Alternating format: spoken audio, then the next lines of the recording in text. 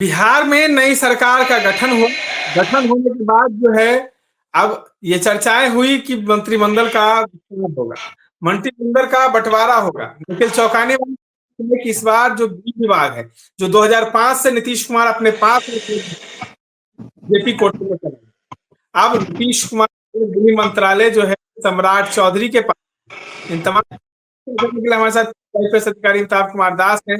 कैसे देखते हैं नीतीश कुमार जो कभी गृह मंत्रालय किसी को नहीं दिए सरकार बनने के बाद, वो बीजेपी के आगे नतमस्तक हो गए और मंत्रालय दिया।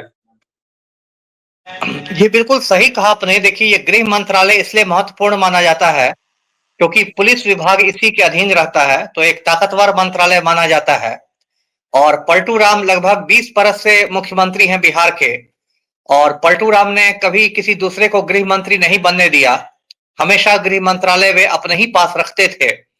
लेकिन अभी एक दो रोज पहले जो मंत्रालयों का बंटवारा हुआ, तो उसमें एक चौंकाने वाली खबर आ रही है कि जो गृह मंत्रालय है वो डिप्टी सीएम सम्राट चौधरी की झोली में चला गया। और ये स्पष्ट है कि ऐसा पलटू राम ने अपनी मर्जी से नहीं किया है। उन पर भाजपा आलाकमान का बहुत ज्यादा दबाव रहा होगा, नरेंद्र मोदी और अमित शाह का बहुत ज्यादा दबाव रहा होगा, और उस दबाव में सम्राट चौधरी को गृह मंत्रालय दिया गया। और ये भी देखिए, बिहार के साथ एक मतलब क्रूड मजाक है कि सम्राट चौधरी पर खुद खून खराबा करने का आरोप है। सम्राट चौधरी ने 1995 में मुंगेर के तारापुर में 7 लोगों का खून कर दिया था, और उसको लेके तारापुर थाना कांड संख्या 44/95 दर्ज हुआ था। उसमें सम्राट चौधरी को जेल की हवा खानी पड़ी थी।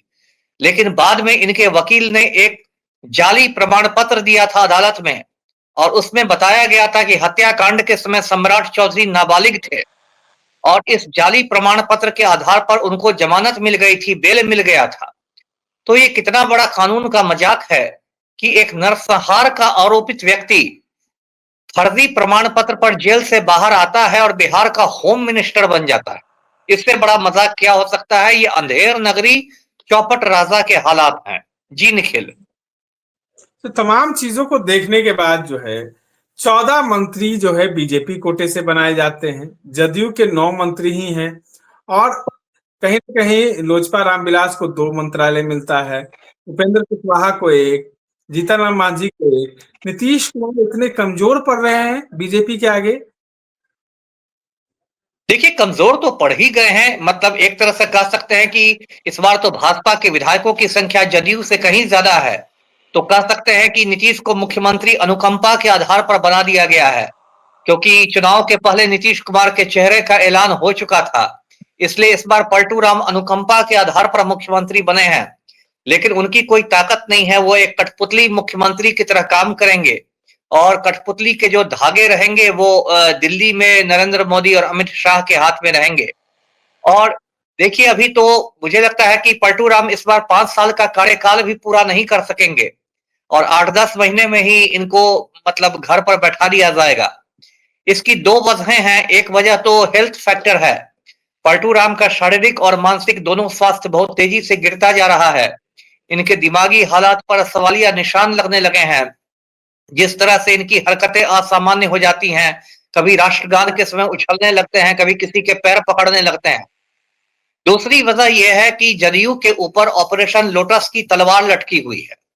जो तड़ीपार गृह मंत्री हैं अमित शाह, वो ऑपरेशन लोटस के पुराने खिलाड़ी हैं। और जैसे महाराष्ट्र में उन्होंने एनसीपी को तोड़ दिया, शिवसेना को तोड़ दिया, उसी तरह बिहार में कभी जदयू को तोड़ा जा सकता है। और आपको पता चलेगा कि जदयू के जो 12 सांसद हैं उसमें 10 सांसद ललन सिंह के साथ चले गए भाजपा के साथ।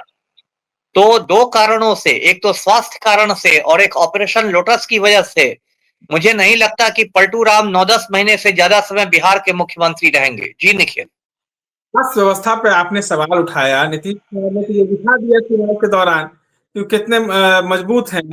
बरसात जो है वो चल जाते हैं प्रचार प्रसार करने, अचानक बिहार में हलचल तेज कर देते हैं टिकट बंटवारे के समय, और नीतीश कुमार अपने सूझबूझ से अपनी सीटों को फिर वापस लेते हैं।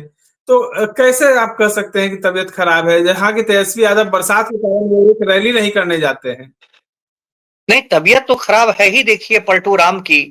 और आप ऐसे में बहुत सारे उदाहरण गिना दूंगा। कभी वो किसी आईएएस ऑफिसर के सर पर गमला उठा के रख देते हैं, कभी किसी महिला को गलत तरीके से टच कर देते हैं, झपट्टा मार देते हैं, किसी ऐसे आदमी का पैर पकड़ने लगते हैं जिसका पैर आपको नहीं पकड़ना है।